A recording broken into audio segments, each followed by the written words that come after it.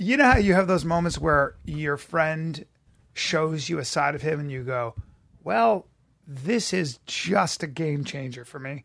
Like me talking about Backstreet Boys? No, but it'd be like this. So my buddy, normal guy, cool, producer, hustler, but in a good way.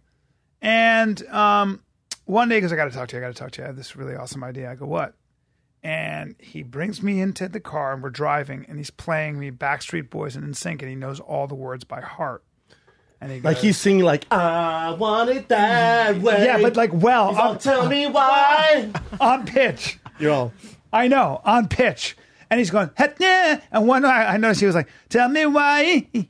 And he was breathing it like the right way. And I was like, hey, man. Listen to that way too much. Tell me why.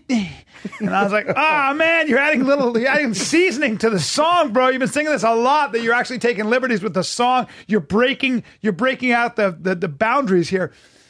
And he's like, and I go, what are you doing, man? You know me. I'm like, what are you doing? How old is he, first of all? 30, more, 33. I don't know what he is. Hey, but he's up there. This is back in the day. You know what he tells me? What? He goes, I'm thinking about starting a boy band and being in a boy band. I want to be the leader of a boy band. Oh, you're out. Dead serious. I went out. I can't be friends with you anymore, but I'm out. I'll have to throw you in a flying headlock for good measure. It's interesting with these guys because you see them now and they kind of want to break out the stigma of boy because they're all 40, 50, like boy band. Now they're a man band. But they're still killing it. Are they? Oh, yeah. Oh, they Their are. tour was so successful, they're redoing it. Oh, my God. Well, you know, so that's what people don't realize. All those they're making fans, $50 million a year still. Yes. All those fans, you know, they're older too. They still jam. I'll call it the money fight era, or you can call it the era of entertainment, the entertainment era with the UFC now. It's, you know, there's rankings, but it's really the wild, wild west where everyone wants to jump and do this super fight and jump this weight class and do this because they're just looking for these big kind of fights that are going to sell and cross over to pay-per-view. And, you know, you see Woodley going, I'll vacate 70, I'll chase GSP and go up there. It's like, we got work at 70 to do, homie. Or Max Holloway, not so much, but I know he's talking about going to 55 now. And he's, you know, all this started with Conor. All this, it was this kind of, Dana goes, all right, here, Conor, here's the keys to the arena. And he goes, cool, man, watch this. And then here we are. Yeah. The thing is, I don't want to I believe it did start with Conor for the UFC. This has been done for years. This was done with Pride.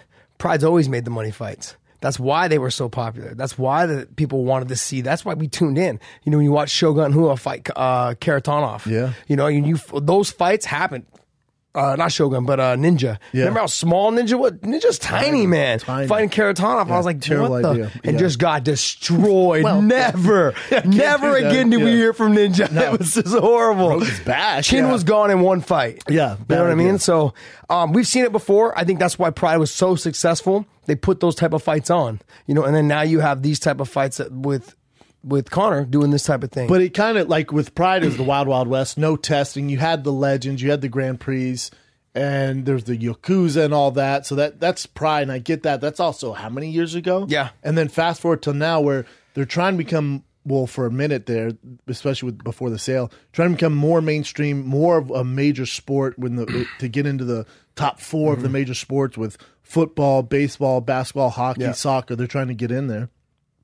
And so then you have the rankings, then you have established order, people are in outfits, and then you give Conor the keys, and it's just like, we're in this now.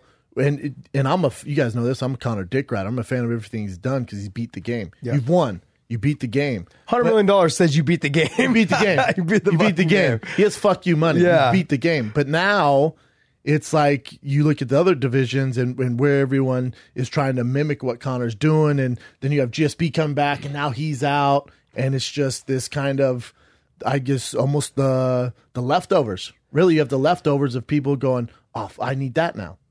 I just can't fight Tony Ferguson. Doesn't make sense. Yeah, but he's number one. I know. But this guy who's ranked 7, say Nate Diaz, I'd rather fight him because I'm going to get more money. Well, BJ Penn said this years ago, how important are the titles? And we shouldn't even have them. Let's just get in there. Let's put the fights on and fight.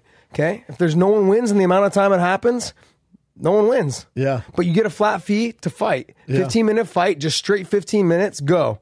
I mean, it's brilliant. It's I love brilliant. It. I mean, I don't know It's how hard well to market it. Yeah, it's and hard to sell, market. yeah. But when you talk about these type of things, I think this is perfect for the sport. The thing is they have to be careful. It's going to start pushing itself towards boxing. Yeah. He's looking Oh, you know what? This is bullshit what you're saying to me right now. This Hey, fucking predator, fucking alpha male bullshit that you and Joe Rogan and all these he guys goes. do. I'm a survivor too, okay? Yeah. I'm a gatherer. You're a guy. Yes. Go get We me all some do sticks. it differently. What? Go get I'll go get the sticks sticks and and I'll make the berries. clogs. You get the And make you go a get fire. the deer Make a little meat, basket and out you of go the hunt. sticks But to my put the point is berries this: in. I'm going to eat the deer meat too. No, you're not. And I'll have clogs. You be waiting with my food, and I want your butt in the air.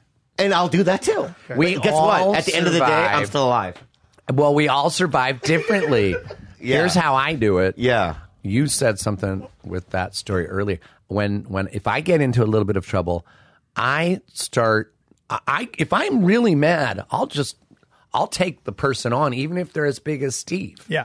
Because I might be dead. I probably would be. Yeah. But he'd be blind.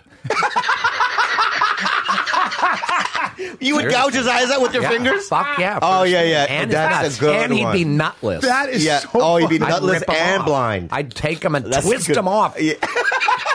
I so believe Andy. Yeah, I do Like, too. if you get in a Serious, fight and with they Andy, know that. you're Yeah. in trouble. Yeah. Scratch your eyes They out, know man. it. I've They seen know you drunk, and I've seen your energy. Like you have a crazy amount of energy, like where you're moving at such a pace where you would be such a handful to fight. Horrible. Yeah.